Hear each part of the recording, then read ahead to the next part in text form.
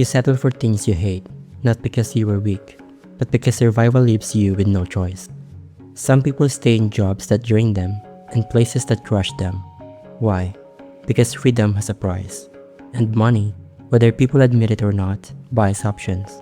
It buys distance from desperation. What if the harder you chase money, the further it runs, because fear is leading the pursuit?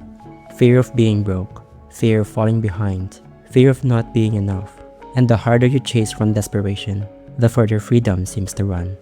Money was never just a paper. It was a permission. Permission to live, permission to breathe, permission to say no without fear. As children, we were taught that love is unconditional, family is forever, and happiness has nothing to do with money. But as you grow older, you realize something harsh. People often see financial stability as a proof of value. The son who suddenly becomes important when he starts providing. The daughter whose opinions are finally respected once she becomes successful. The person who stays in a toxic relationship, not because they want to, but because they cannot afford to live. Money changes the way the world responds to you. Not because it changes your soul, but because it changes your options. A person without money may have dreams, intelligence, and kindness, but survival forces them to tolerate situations they were never meant to endure. They stay silent in rooms that destroy them, because speaking up has consequences they cannot financially survive. And that is why money becomes more than wealth. It becomes protection. People think freedom is an emotion, and in many ways it is. But the truth is, those emotions are often tied up to financial freedom. The freedom to quit the job that destroys your mental health. The freedom to move away from chaos. The freedom to help your parents without sacrificing yourself. The freedom to heal without worrying about tomorrow's bills. The freedom to choose peace instead of merely surviving pain.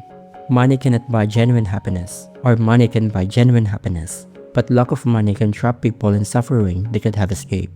Imagine this scenario. Each of these circles represents a person. Many of them are not lacking ambition. They are simply exhausted from carrying the weight of survival every single day. This is the reason why achieving success becomes an obsession. Not for luxury, not for status, but because they are tired of feeling powerless in their own lives. Some of them believe that wealth is not about having more. It's safety. It's finally being able to look at life and say, I can walk away from anything that no longer serves me.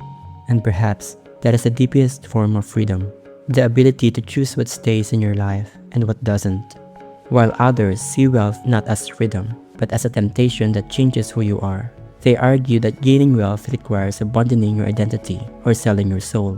They stop questioning the system and start questioning their own worth. My entire worth depends on money.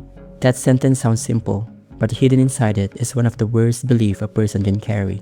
Because when someone ties their worth to money, they stop seeing themselves as human beings and start seeing themselves as products. When status becomes the standard by which people are judged, money begins to feel like a measure of human worth. And over time, people begin measuring themselves the same way society measures them. How useful am I? How impressive am I?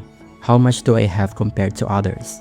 That is where the danger begins. Because if your worth depends on money, failure feels like death, and losing income feels like losing yourself.